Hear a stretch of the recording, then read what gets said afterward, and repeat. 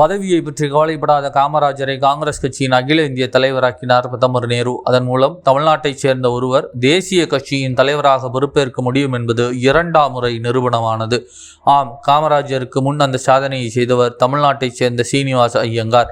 ஆனால் சுதந்திர இந்தியாவில் அது சாத்தியமானது காமராஜருக்குத்தான். இந்திய சீன யுத்தத்திற்கு பிறகு பிரதமர் நேரு மன ரீதியாக மட்டுமின்றி உடல் ரீதியாகவும் நலிவடைந்தார். 1964ஆம் ஆண்டு நேரு மரணமடைவே அவர் வகித்து வந்த பிரதமர் பதவிக்கு காங்கிரஸ் கட்சியின் அகில இந்திய தலைவர் என்ற முறையில் காமராஜே வர முடியும்.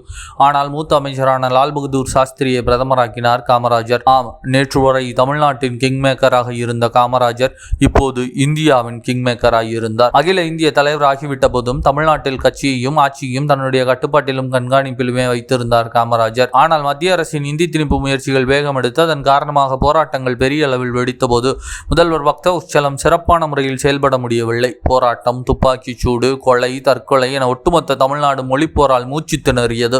அது தமிழ்நாட்டில் காங்கிரஸை மிகவும் பலவீனப்படுத்தும் என்று கணித்தார். அது அடுத்த 2 ஆண்டுகளில் அப்படியே பலித்தது.